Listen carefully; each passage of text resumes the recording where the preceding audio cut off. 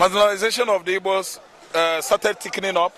I know it started from Buhari, because Buhari outrightly came out and told the whole world, because he was aggrieved over Jonathan's regime, over Yar'Adua's regime, over Obasanjo's regime, how Obasanjo mix up every tribes in Nigeria, how Jonathan carry every tribes, and the same with Yar'Adua. They carry every tribes in Nigeria along, and they make the government, the cabinet, the ministers, the appointment very, very what? Cohesive, inclusive. I don't know what I understand. Tinubu, Buhari become aggrieved. Yes, ask whom Tinubu, Buhari is. Buhari is. He became aggrieved and made sure that he stopped Igbos from taking part in his government. And you see how Buhari government failed. Buhari was tagged the worst president in the world, the most uneducated fellow that has handled the office of presidency in the world. It entered Guinness Book of Record. So what I'm trying to say is that whether Eba is seeing it from the angle of marginalizing the Igbo, that we are making their government ungovernable. No government in Nigeria in the past was governable because Igbo man was not there. Buhari government was not governable, palatable, and even acceptable by Nigerians, because Buhari was running a clannish, favoritist, favoristic, nepotic government. It didn't include everybody. It was including only Fulani. Hausas are talking there. So what I'm saying is that Eba is saying the right thing, and Eba is saying that if we keep on, if federal government keep on hosting Nnamdi Kanu there, if they keep on hosting him at the DSS facilities, we are going to host Nigeria when the time comes. We will host all of them too. Hold them up one day, one place. I'm not talking about making any person's government ungovernable. What I'm saying is that the captive will become the captor. Those who have captured Nnamdi Kanu will be captured. Those who oppressed Nnamdi Kanu will be oppressed. And the time is here. The right thing that you do now, we don't need any much dialogue on an issue that has been at least settled in the court, and someone was discharged and acquitted. Someone was at least set free by court of justice, competent jurisdiction. A court of competent jurisdiction. It's not Sharia court. It's not mature court, as in the military. Okay? Nnamdi Kanu is free. Nnamdi Kanu is free. But his kidnappers, his abductors are just frustrating him at the DSS facilities. What I'm trying to say is that, then again, bear it in mind that Simon Ekpa is not a small baby. Simon Ekpa is not Festus Keyamo. Simon Ekpa is not Fani Kayode. Simon Ekpa is a young man. He went to Finland based on scholarship. Simon Ekpa is not Malami, nor is Simon Ekpa Lai Mohammed, who has been telling Nigerians lie. Ekpa is a military man in Finland. Finland accepted him. That is the work of nature. The same job we Biafrans are doing now to do what? Leave Nigeria. To leave Nigeria alone. To divorce Nigeria. Divorceism is it. It's what Finland was busy doing before 1956. Until 1956, the game was over. Finland became a sovereignty. Now listen to me. So, if federal government has not had us well, the Igbos well, the Biafrans well, Finland can never ever extradite Ekpa. It is not done. They are much more advanced than Asurok. National House of Assembly in Nigeria. Finland as a country is much advanced than you lawmakers, than you Nigerian political juggernauts. There's no how you can thwart justice and render it, let me say, and render it useless or ineffective. Let me use this common word. See what I'm saying? Nnamdi Kanu must come out. The people holding him hostage, they should leave him. Thank you. I am trying to say thank you to all our Igbo brothers and diasporas who are much concerned about what Nnamdi Kanu is going through, and every other man in Nigeria today. I'm thanking you guys. I'm greeting you guys. Mr. Ike Ikechukwu. Hope, my man, Oduare, Iyam. Austin, Agbaja, Obuaja or something. Obuaja. My brother, Tunde Okafor. Mami Nkechi. I'm trying to thank my sister, Modesty. If I start giving out their name here, I don't think we should live here today. Dr. Charles is there. Somebody like Akim Olashupo is there. Kazim Latif, Maryland in America is there. Baba Lainka, Mami in America. Many sisters like Vera, Folashade, many Nigerians that are in pain today because of what one man has not done and is being what? Taking some dangerous pills for it. Receiving boots, receiving punishment for what he did not do. Many of those guys are not only Igbos, but they are our sisters' tribes in the southern Nigeria. Many Yorubas are much aggrieved, gnashing their teeth for Nnamdi Kanu to come out. They are not happy. Yorubas. So what we are trying to say is that when we focus our urination P on one point, at one point, you will see out that it's gonna foams. The foams will increase. So I'm thanking all of them that are saying thank you to us for what we are doing here. Then again, it's impossible. Nnamdi Kanu is not a criminal. He will be released unconditionally to his kinsmen. Unconditional release, that's what we stand. If you hold Nnamdi Kanu there, you are holding every Igbo man. 3 years ago, when Nnamdi Kanu was illegitimately brought to Nigeria, he's going to answer to it because Nnamdi Kanu must go to court with him. If not, the whole Biafran nation will go to court with Kenya. Which Tinubu has been subjected over how many months he resumed office is much intensified on a daily basis. And the density, that's the intensity of that pressure is getting him off balance. He's not getting his bearing now.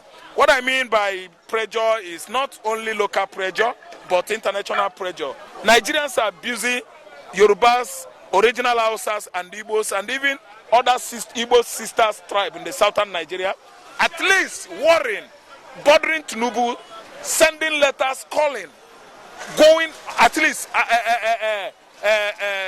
going to Aso Rock. I didn't understand. Requesting, asking, discussing with Tinubu to make sure that he let Nnamdi Kanu off the SS cage. Because of course he has been case to killer over how many months now? Over a year that court during Buhari regime exonerated Nnamdi Kanu, discharged and acquitted. Are you listening to me? Yet, Malami did not agree. Buhari did not agree. And we have not seen the reason why. Then he took them to court. Umuahia High Court. Nnamdi Kanu won with libel suit of 2 billion. Another time, I don't know where he took the case, I think Abuja. This young man won there, presided by the same Nyako. So now Nyako, the judge, is tired. Tinubu is saying that Nnamdi case, Biafra issue, is weighing down on Binta and Nyako. Binta and Nyako doesn't know the reason why they should be coming forward with Nnamdi Kanu. He's confused. The woman is confused. That's why he started going for outside court settlement, so that she will remove her head. Okay, issue of justice, judgment, presiding judges, they have issues. Falsifying judgment, delivering wrong judgment. They will write it down for you. Later, it will play against you. If not that you are demoted, people will come after you. You cannot just come and mess justice and go scot-free. So I'm seeing the woman being apprehensive. The danger of being dishonest on somebody's life. Because this has to do with life and death. Somebody is doing his normal agitation business in Nairobi, what do you call this? Nairobi, Kenya. You swooped on him, you handcuffed him, and blindfolded him. It is wrong. It is an international crime. And from then, you have been keeping him in one place for over 8 months now. 3 years plus. Doing nothing. They sue him to court, they brought him to court. They thought that judges will be like Lai Mohammed. They thought that justice will be like Malami, Ewu Awusa. They thought that justice will be exactly like Kachima Chetima, or what Buhari thinks. They don't know that court of law is court of law. They follow law. They don't judge anybody wrongly. So after going through what is going on, what went wrong, they found out that Nnamdi Kanu was illegally abducted from Nairobi. And they gave order right in the court that Nigerian government should take him back. That Nigerian government violated the same pact they entered into in the past against abduction, extradition without following due process. Legal documents should be brought forward to anywhere if you wanted to extradite somebody. Umar Diko almost ended up in casing. Nigeria Abacha regime didn't want to go through what due process to extradite Umar Diko. He sent the agents that drugged him, put him in casing, just like container anyway. But that one, it was a wooden container to bring him illegally to Nigeria. Britain, the British was not aware. It is part of what diplomatic row between Nigeria and Britain. And what happened today? We are seeing another drama, another saga of a familiar issue with Umar Diko, Nnamdi Kanu's case. And we are all Africans. Whether Naruto or Ritu or Uhuru was in power 3 years ago when Nnamdi Kanu was illegitimately brought to Nigeria, he's going to answer to it because Nnamdi Kanu must go to court with him. If not, the whole Biafran nation will go to court with Kenya. To know why Kenya should descend that kind of law to the level of dancing to the government of the worst, the most uneducated president Nigeria has ever had. The administration of Buhari abducted Nnamdi from Nairobi, Kenya, and brought him here. Are you listening to me? So they violated international law. Nnamdi Kanu knows law. You and I, we know that we have small-scale experience of what law is, though we are not lawyers. But you shouldn't abduct somebody. Nnamdi Kanu is not under arrest. He's not a prisoner. Nnamdi Kanu is what? A hostage. Hostage is the name given to anybody illegally or forcefully abducted by criminals. So, and Nigeria has now criminalized both Buhari government and the Tinubu government. Because holding Nnamdi Kanu in detention there has made Tinubu government a criminal government. Kidnapping government. It should allow him to go. In 2018, 2017, 2016 to 2014, Nnamdi Kanu was agitating. Nnamdi Kanu was agitating. Nnamdi Kanu was agitating with IPOB members. He did not use gun. Nnamdi Kanu was not using gun. Nnamdi Kanu was doing his normal agitation business without hurting anybody. Are you listening to me? You still tag this guy criminal, a terrorist. Who tells you that an Igbo man is a terrorist? It is a lie. Pathological one. They not prove. They have not proved. They have not come out with any evidence.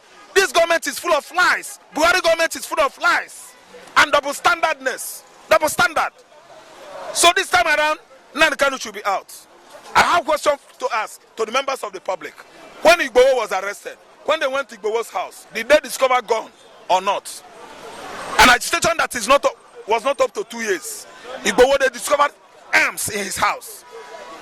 Yet, what happened? Tinubu went direct, even without court consent. Released Igbo. He did not go through any judicial or legal process in Nigeria. Igbo is free today. But Nnamdi Kanu, because he's an Igbo man, we allow him to be languishing in jail. It is impossible. Nnamdi Kanu is not a criminal. He will be released unconditionally to his kinsmen. Unconditional release, that's what we stand. If you hold Nnamdi Kanu there, you are holding every Igbo man, and that is defeating the worst hostility against Igbo man in Nigerian history. Hostility, animosity against Igbo man in Nigeria's history. And he's preaching disunity. It's what is causing disunity. There is disunity already because Biafra can never stay. Igbo man can never stay. Igbo man can never stay. It is too late for Fulani. It is too late for their Yoruba errand boys, errand Yoruba tribe. Nnamdi Kanu must go. Whether you bring him or you don't bring him, Biafra must come. Referendum is in our constitution, any country's constitution. They don't know the meaning of referendum. That's why they are stealing our money. And nobody's talking because we are Nigerians. We are mumu. Anything where they talk, we do. Tokuna, we do. Political tokuna, we do. That is what we are saying. That's what we are saying. So that's why Nnamdi Kanu must actually be extricated from DSS facilities. Are you not looking at if anything happens to Nnamdi Kanu, do you not think this will cause problem for Nigeria? Anytime they release him. Yeah, no, like if anything happens to Nnamdi Kanu in prison, do you not think this will be a problem for Nigeria? If anything bad happens to Nnamdi Kanu, that's what we are saying now. If anything happens to him, that Biafra they are running away from, it will come as easy as my.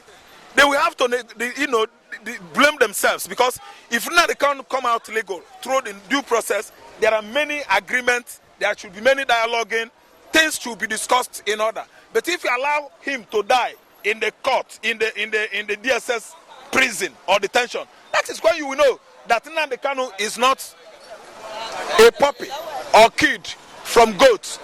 I listen to me. Is a baby from human being gave birth to Nnamdi Kanu. If he dies in the cell there, you will know that time is when you know the importance of Igbo man across Africa, because they are not seeing us as valuable people. They see us as slaves. To Fiakwa, Igbo man, slave. I'm not a slave. Oh. Anybody that is trying to look at Igbo man as the last class or slave, Igbo man a slave in Nigeria. Slavery, servitude is coming, and they are the one that is going to show the worst part of slavery in the history of this world. We turn all of them get men in the southeast. Who is a slave to them? See, let me tell you, Nnamdi Kanu must come out. Nnamdi Kanu must come out.